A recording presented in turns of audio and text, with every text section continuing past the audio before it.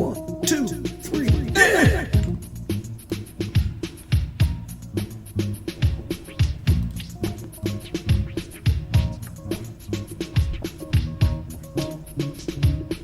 This is Amari Purple Talk.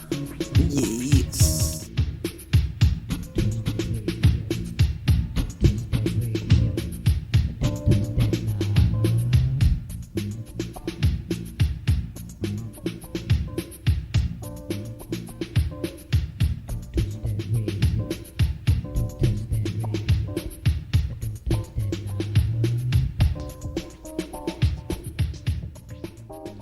Welcome to episode 76 of Amari Purple Talk, a podcast where I share my thoughts on the Prince musical singularity. I'm Richard Cole, your imagination funk soloist. Thank you once again for tuning in. Please leave your comments in the comment section below, and please download on your favorite podcast platform. If you're listening on YouTube, please like and subscribe. And also continue to send your questions or topic suggestions for Amari Purple Talk. And how you can do that is by clicking the link in the show notes below, either the website link for Amari Communications, or by following me on Twitter at RichardCole_now, using the hashtag Amari Purple Talk, and your topic or question might just be read in a future episode. And with that out of the way, let's get started with the show.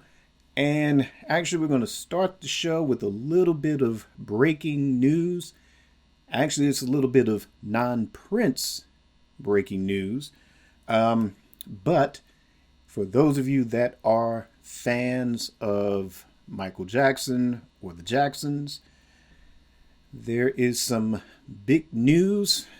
If you're fans of Michael or the Jacksons, as I was preparing for this episode, I was scrolling through social media, stumbled upon this information.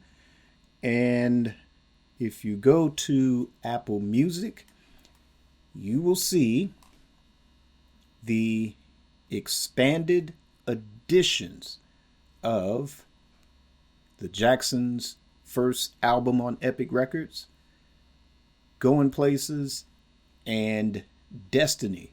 Those three are going to be re-released February 12th as expanded editions. You can go onto Apple Music. The only tracks available, there's the 12-inch remix of Shake Your Body Down to the Ground. If you go check out the Destiny Expanded Edition. Going Places. Let's see. There's the single version of Find Me a Girl. And on the Jacksons. Let me take a look and see what's on that one. And that one has the first track leak of the 12-inch extended version of Enjoy Yourself. Haven't had a chance to really preview these. The 12-inch version of Shake Your Body Down to the Ground, I'm familiar with because, if I remember correctly, back in the day, station WESL used to play that one a lot, and I liked the heck out of it. And I used to get my little Panasonic tape deck and try to put it up to the speaker of the radio and listen to WESL, trying to catch that version of it so I could listen to it. But, again, this is Amari Purple Talk, a Prince podcast. So, bottom line is this: I will do sort of an official reaction to the announcement of these three classic albums by the Jacksons. Look for that around Tuesday. I'll record this as you're listening to it on Monday. I'll record that reaction later Monday night and have it available on YouTube on Tuesday. So be on the lookout. Remember, like and subscribe hit that notification bell so you get the notification on that reaction.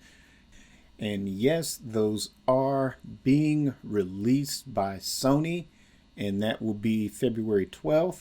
I'm not sure if there will be a vinyl addition to this or not, but as I get more details, I'll drop that in my reaction video. So again, stay tuned for that. Hit that notification bell. It'll be on YouTube, Amari Communications channel. So stay tuned. So with that out of the way, we are now really going to officially start this episode. And we're going to start with the results of the poll that I put up on Twitter a week ago regarding the Time and Vanity 6 Super Deluxe Editions versus an Originals 2. So if you remember last week's episode, there was a podcast it's a Dutch podcast, I believe. Someone did send me a link to it. I haven't had a chance to listen to it. It's been that crazy of a week. But there is an interview with Michael Howe, probably the most recent interview. There was another one that was in print, either from a French publication or I can't remember which one. But we did a reaction to that one. But the most recent interview hinted at the possibility of reissues or super deluxe editions of the Time and Vanity 6. At least that was the impression a lot of listeners took away from and posted on social media. Again, no official word from the estate or Sony or Warner Brothers regarding any of those. But there was maybe possibility of replacing an Originals 2 concept with doing reissues of the Time or a Super Deluxe or an expanded edition. Who knows? Well, one day we will see. So I posted this question. Would you rather have the Time and Vanity 6 Super Deluxe Edition style releases or an Originals 2 standalone CD? And the choices in the poll were the Time/Vanity 6 Super Deluxe Editions, Originals 2, or a separate Prince Super Deluxe Edition with Time and Vanity 6 material included. And for clarification, that can mean Originals style versions of the Time Vanity 6 material, or bundle that with the actual Time Vanity 6 recordings. And that suggestion actually ended up being the winner in this poll. So 50% decided for Prince Super Deluxe Editions sort of bundled with the Time and Vanity 6 material, whether as originals or the Time Vanity 6 recordings bundled with a Prince Super Deluxe Edition. 33% went with the standalone Time Vanity 6, whether they're Super Deluxe Editions, expanded editions, include the Prince Originals version or versions of the Time Vanity 6 material. And 17% went with just doing an Originals 2. Now, myself, I did enjoy Originals 1. Maybe a couple of songs here and there. And, I would have swapped them out for something else probably. But, overall, I did enjoy it. But to me, I'm ready for some time. I'm ready to have the Vanity 6 album re-released. I lost my vinyl version. I got a version on Apple Music, which at the time I thought was an official release. Turned out that it wasn't. But since I purchased it and have the download, I still have it. So if I want to listen to that album, that's kind of where I go to now. But I'm ready for some official re-releases, some remasters. You probably won't get like a serious box set. Definitely not with Vanity 6. But I'd be cool with like an expanded version. Because there's so much, well, maybe not so much, but you can add to that the Vanity 6 version of Sex Shooter. The You can add Vibrator to it. There's a few other tracks that, Vanity's vocals are on that you can add to that and make it a pretty good expanded edition, along with the 12-inch remixes. I always dug the 12-inch version of Drive Me Wild. There's that would be a pretty good expanded edition, kind of like what's going on with the Jacksons right now, that we're getting February 12th. Same thing with the time. That you can get away with maybe a career spanning box set and include some rarities and a live CD here and there and a good super deluxe edition, and add, say, like a Prince originals, the original vocals, if those exist. You can do it that way. You could probably do an expanded edition. With the time, I see it being no more than 2 or 3 discs per release, especially with the time and what time is it. Because you can, if there are any vault tracks that you can include those. Prince's original vocals, you can include those. Definitely, by all means, if you can, include a live recording. If you have a video, can't talk, a well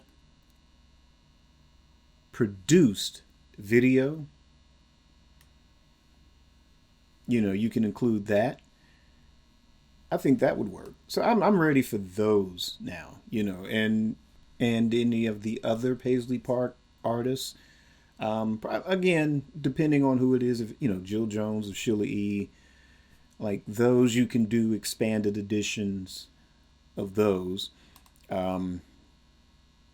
Maybe you can do a second disc of Prince originals with that.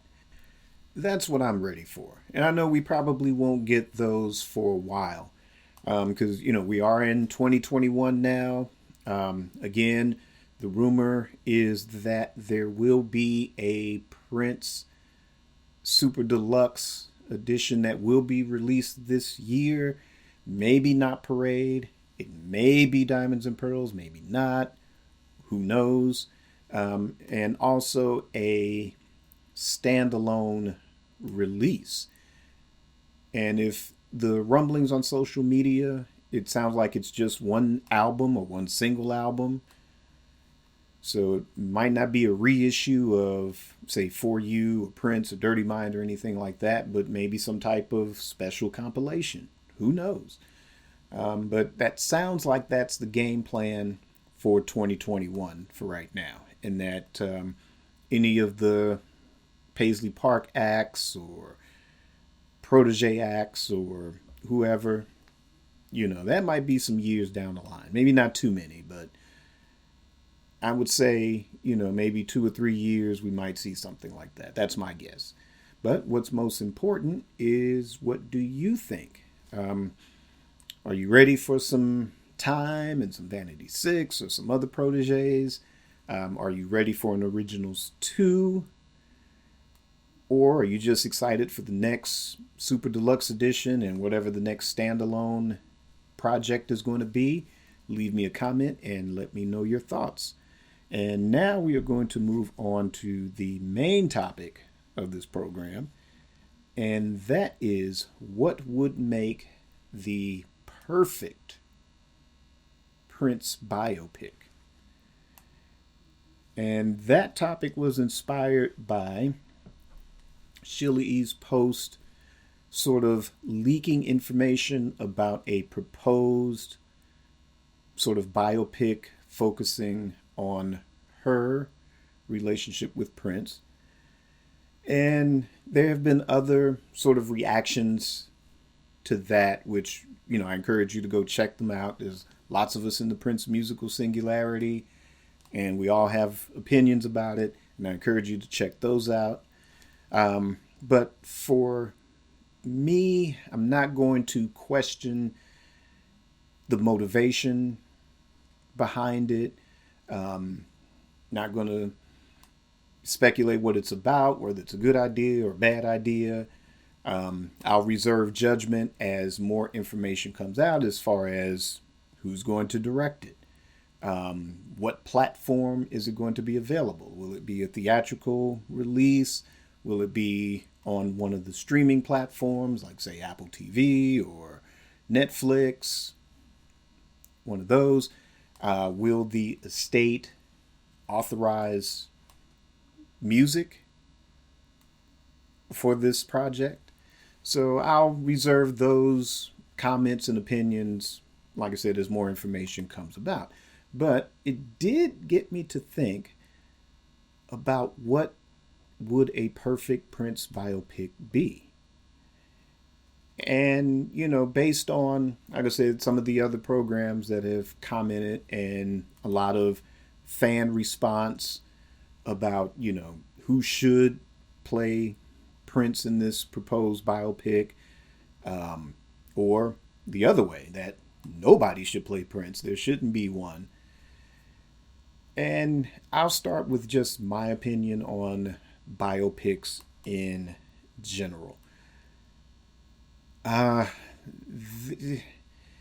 I guess it stems from just childhood. I mean, I remember being like at 13, there were two significant made for TV biopics that came out when I was 13. The first one was Elvis biopic, in which Kurt Russell played Elvis.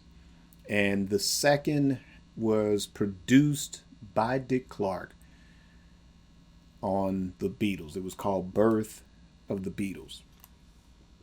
And I think you can see Birth of the Beatles if you search it on YouTube. Somebody may have it posted.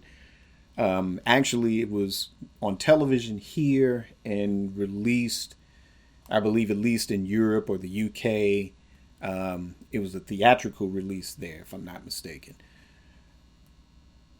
But starting with the Elvis one, it was cool. To me, bottom line, Kurt Russell is the only person to me that can play Elvis. Anything that I've seen, whether I took the time to sit down and watch it or just, get whatever the press or the media hype about a certain Elvis project was, to me, anybody else that played Elvis paled in comparison. There's even one with Don Johnson that, I'm sorry, I like Miami Vice. I used to watch, kind of halfway watch Natch Bridges. Really haven't had a chance to check out Watchmen yet. Not all of it. I started like the first couple of episodes and I need to finish it. But, he's great in that, and he's been great in some other projects as well. But I'm sorry, he was a lousy Elvis. So that's kind of where I stand in that regard. And the Beatles one wasn't too bad either, although not historically accurate.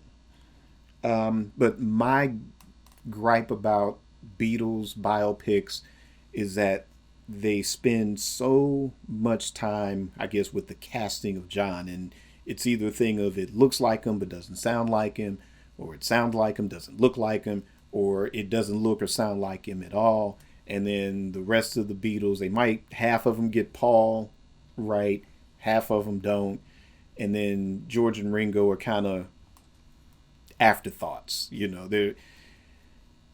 Those again kind of hit or miss. or they work or they don't work. And that's just kind of, I guess, what's based my opinion on biopics in general. Maybe the last biopic that I did watch was I did watch Rocket Man. Um, let's see, I'm drawing a blank on the actor's name. Tarenton Egerton, I believe. Phenomenal casting on that, and he did a very great job with it. And it was an enjoyable movie. Wasn't a bad movie. Didn't think it was super great, but it was a good watch and learned a lot about Elton John in that movie. So, that was pretty good. But again, like I said, when it comes to biopics, I'm not really an overall fan or get excited about it.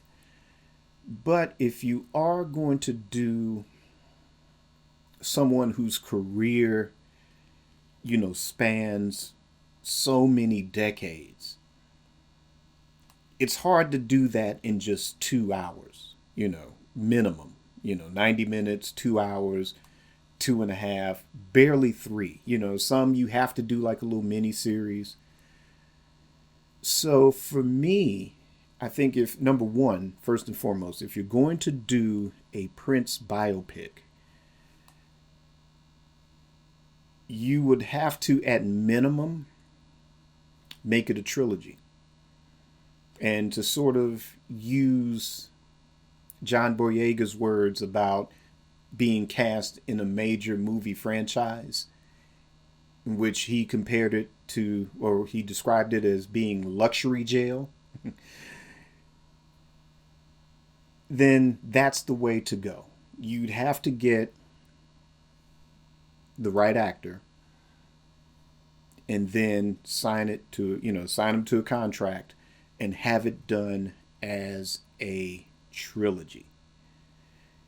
Now, the beauty of streaming services like Netflix and, Amazon, or mostly Netflix, or maybe even HBO Max, where, you can sort of do a limited series. You can do, say, 6, 7, 8 episodes, and maybe you have more time to kind of flesh out the narrative with that.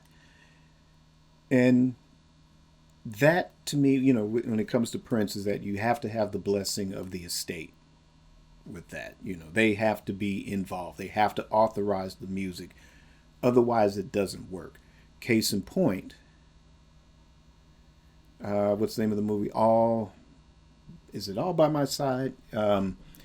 Andre 3000 played Jimi Hendrix in that. And again, it wasn't a terrible movie. I enjoyed watching it.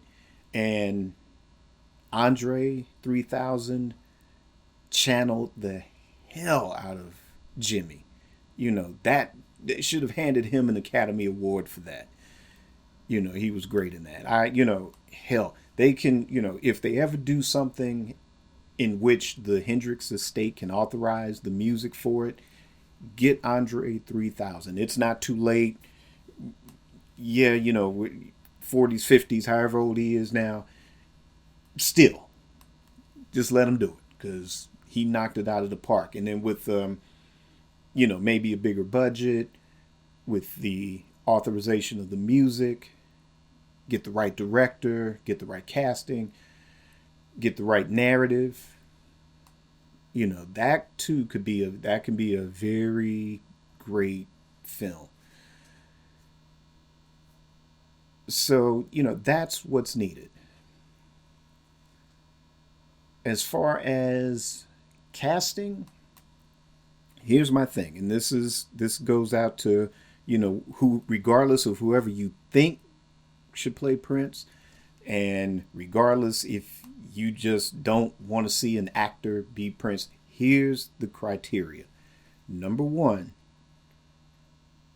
the actor has to serve the character, the role. It's never the other way around. You can't bend the character, whether they're real or fictional. You can't bend them to the actor, which, I do in the case of, say, Chadwick Boseman. Basically, they retired the T'Challa character just like retiring an athlete's jersey. And I get that, and I understand that. And, it would be too soon with them trying to do Black Panther 2, which is supposed to start production in July. Yes, it would be pretty much in poor taste, no, in very poor taste to rush and recast. However, he serviced the character so well that, he managed to capture and inspire not only a single generation, but a multitude of generations. You had old people, young people going to see Black Panther in droves. And that was basically his motivation to inspire. Because there's so many superheroes, so many superhero films now, that the representation to service the character to the magnitude that it can inspire other actors to take up that mantle at some point. Just like you have James Bond and Batman and Spider-Man. You have to have the actor service the character.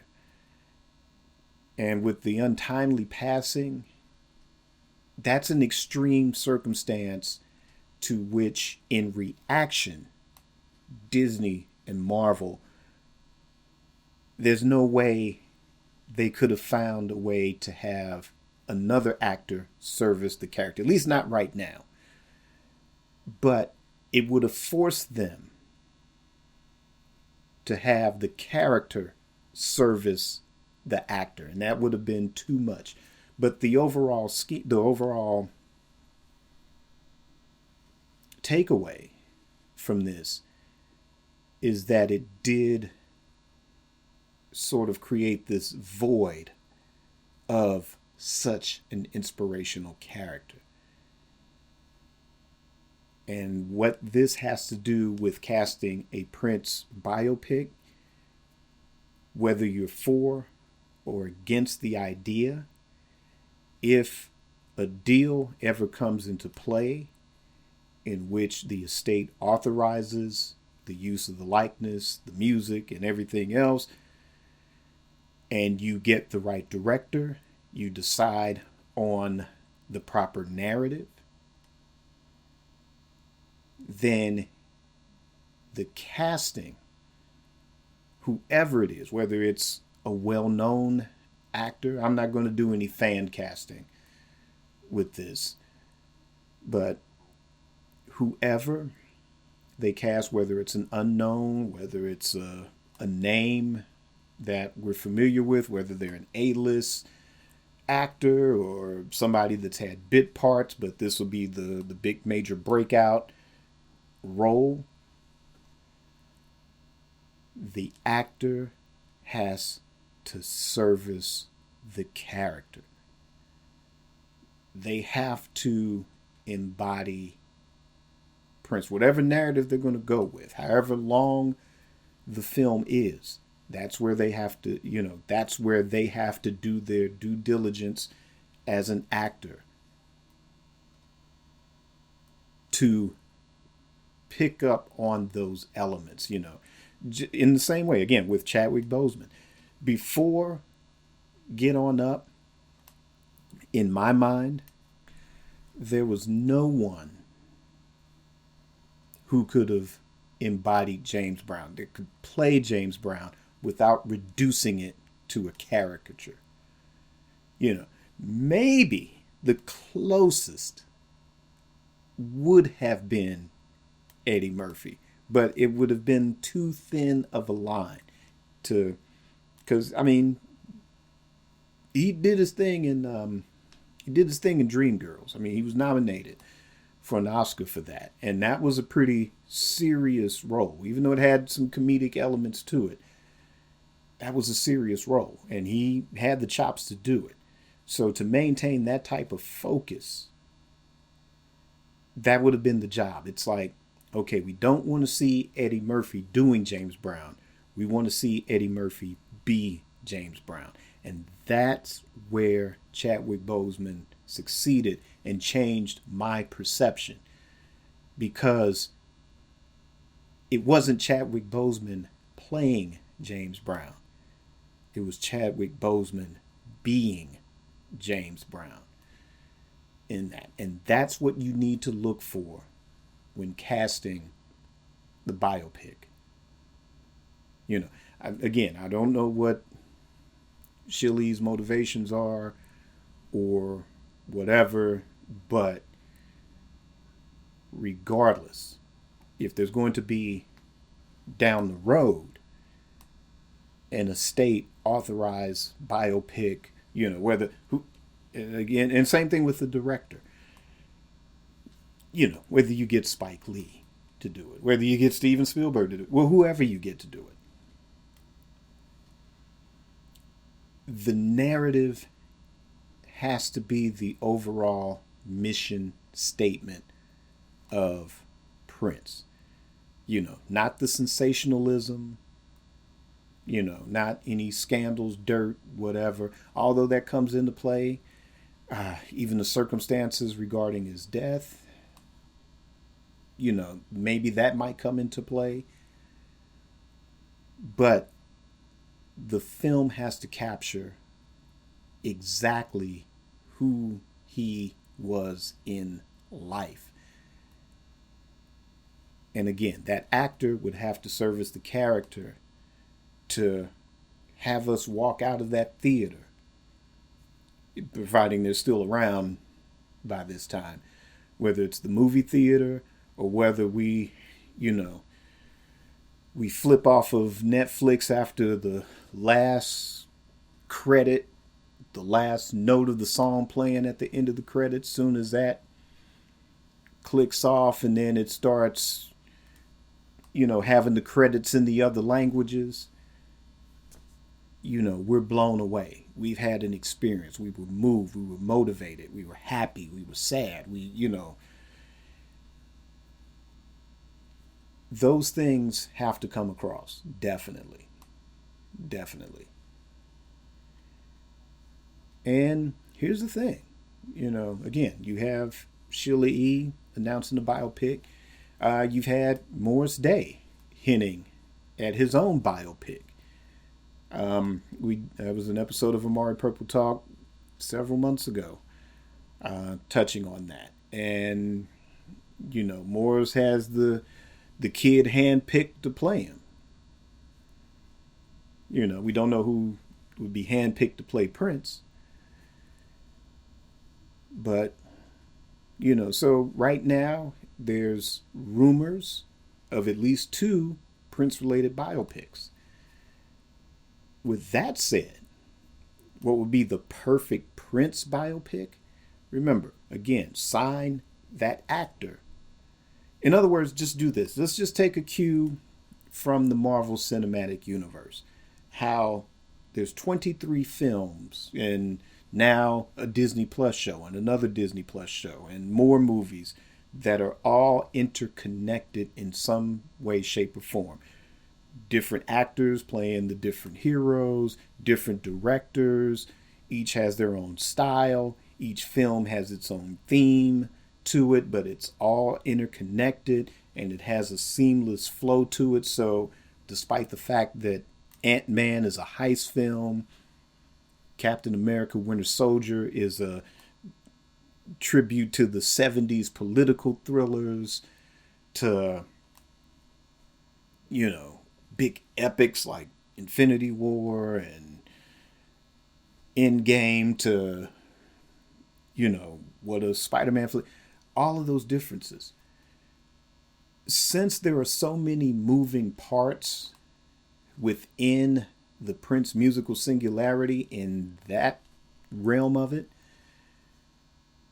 why not do a Purple Cinematic Universe? A Prince Cinematic Universe. PCU. That's what I'm calling it. Why not do that? Again, get these actors, sign them to long-term contracts, put them in luxury jail, and you launch you start out with the Prince 1 film, and that's where, he's meeting Andre Simone, and that's where he's meeting Morris Day, and that focuses on the beginning of the career. Then you got the second Prince film. Then you splinter off with the Time movie. Then you splinter off with you can do a Vanity movie if you want to. Do that if you can. Come back with the Prince 3, and then do a Sheila E movie, and and it doesn't all have to be a big theatrical thing either. You can do the Prince ones, have them released in the theater. The Time you would have to put in the theater as well, but the rest of them you could do whatever, HBO Max. I guess with the Warner Brothers contracts, however you want to negotiate it, and supposedly there's a good relationship between Warner Brothers and Sony in regards to distribution, whether it's U.S. distribution, international distribution. There seems to be a pretty good relationship. Heck, just just throw it, put it on HBO Max, and like I said, get good directors for it. Again, have the character, or have the actors service the characters. But I think because you have Prince as sort of that unifying theme throughout, you want that symmetry. You don't, granted, there's now 2 or 3 Batmen now. You got Ben Affleck back, you got Michael Keaton back. They'll be in the same movie. Then you got Robert Pattinson over here. So that's 3 Batman. I guess you can have 3 actors play Prince. So if you do the Time biopic, fine. There'll be an actor to play Prince in that. Prince biopic, there'll be another actor. Sheila E biopic, there'll be another actor. But to me, having a Prince cinematic universe, to me, works better. And you'll have the estate kind of overseeing the whole thing. It keeps all the music in one bag, and you have all the actors in place, and you can have post-credit scenes. You can have a lot of fun with it. It can be fun, but like I said, most of all, especially with the Prince side of it, it just has to be epic. To me, I can't just see it as just a TV thing. I can't see, or unless, like I said, unless you go Netflix, unless you go HBO Max with the quality, Amazon, all the streaming service, unless you have that, you have those budgets and you have that sort of movie-like quality to it. But, the BET Plus or BET whatever, even though they did a great job with the New Edition and the Bobby Brown story, I'm sorry, Prince has to be on a whole different level. It can't just be on TV. It has to go big. So I'm thinking theatrical. Oh, and get Brent Fisher to do the musical score. Because the soundtrack itself is going to be whatever the soundtrack is going to be. You can remix some Prince tunes here and then. I don't mean remix like make them sound like, today's production values or whatever. But, just give them a little slight tweak in the mix of the original recordings, kind of give them a little fresh vibe here and there. Kind of make you feel what you hear in the film. There's probably be a vault track or 2 that you could drop in there as well. But all the underlying stuff, let that just be all Brent Fisher. Utilize that stuff. And I mean, there's some, I don't know, I think Prince recorded the sort of score elements to Purple Rain too. Sort of that it's called incidental music, really, where it helps move the narrative along. Otherwise, if you just have that dead silence, even when the actors are talking in certain scenes, it just makes it feel flat and boring. So I think there's bits and pieces you can just snatch out of Purple Rain and utilize those, especially the early, like if you do Prince 1, that film, do that first with the early years, his high school years, and, just on the verge of making it. Use that kind of, again, still use Brent Fisher for the orchestral score, but have that be the incidental music. Oh, man, this could be huge. Let's get some folks on this case. Anybody that has the ear of the estate, if they're shopping around movie deals while we speak, the PCU, the Prince, or you can call it the Prince, or the Purple Cinematic Universe. Remember, you heard that here first on Amari Purple Talk. Send royalty checks my way. Hook a brother up. But hey, I can some free music. Hook me up. I'll take that too. But the Prince Cinematic Universe, that should be a thing. That should be happening. And again, whatever deals, say Sheila E is made, Morris, because they're telling their story. And I think that's the thing, it's their story to tell. And I know there'll be some people out there that's like, oh, they're exploiting Prince or whatever. But remember, these artists became famous, They're on our turntables. We supported that. I bought those Time albums. I bought those Sheila E albums. A lot of people I know, friends of mine, bought those albums too. There's a, we've talked about this on the show a lot where, we get so wrapped up in an artist's body of work that, either, they're the hero or they're the villain in the equation. And, the thing you have to remember, first and foremost, is that it's show business. It ain't friend business. It's,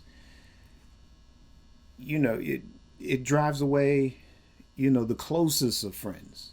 There's, you look at everybody's musical history. There's somebody that's been either slighted or whatever, or the story's told at a slant, or it only tells one side and you don't get to hear the other side, or we close our minds to just digging the one side of the coin. But at the end of the day, it's their experience, So that's what I say, as much as I want to see the Morris Day biopic again, and let me see who the director is. He handpicked the actor, and checking out his resume, that actor played Bobby DeBarge in the Bobby DeBarge story. So, that's a good resume. You can almost play Prince, too. Yeah, it'd be wild if he played both roles. If he played Prince and Morris, do the split screen thing, or CGI him in to the scenes or whatever. That might work, too. Who knows? But I would say, yeah, I'm more excited to see the Time flick.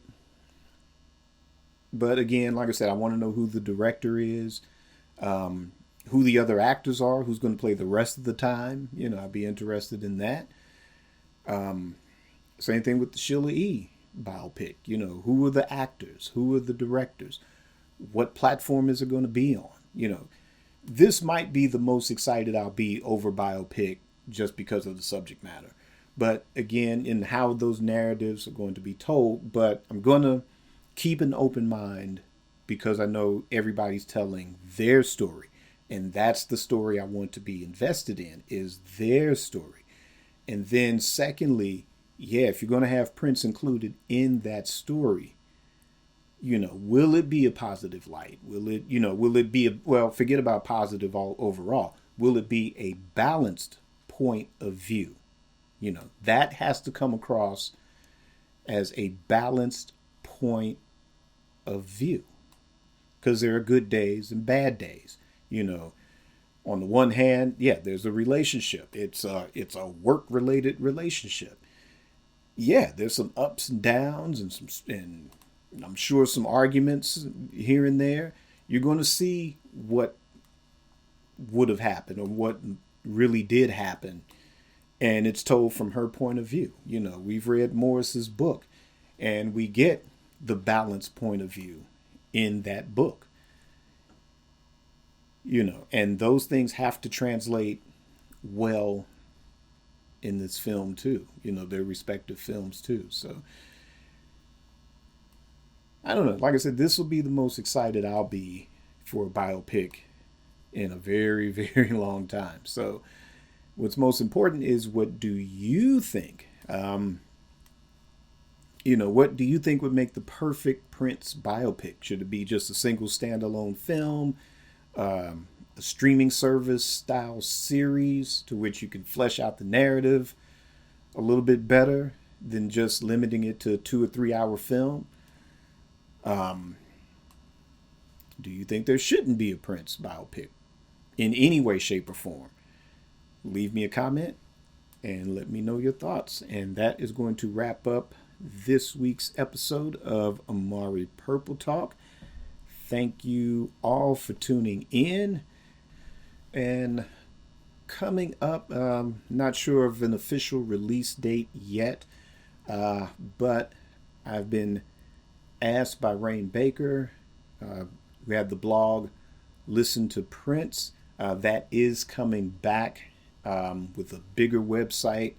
I've been asked to contribute some articles to that website. I'm actually halfway through the first one, so hopefully I have that wrapped up this week. But as far as the release date, I will announce that soon as I get word of it, so be on the lookout for that. Also check out my website, Amari Communications. See some stuff that I've got out. Got a book of poetry. Pick that up if you like, both on physical media and Kindle. Also have Amari merchandise. There's Amari Purple Talk t-shirts, coffee mugs. There's an Amari Purple Talk mask that you can get. Also the We Funk t-shirts. So to the last beat, to the last bass, to the last band, we funk.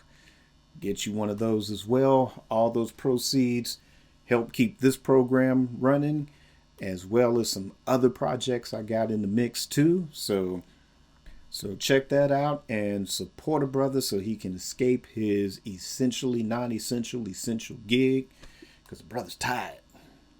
So till next week, be safe out there. Kind of hear numbers allegedly are going down, but it's still a long way to go. Just be safe, wear your mask. Let's just try to love one another. Let's eliminate hatred and racism. Let's live positive lives, project a positive future.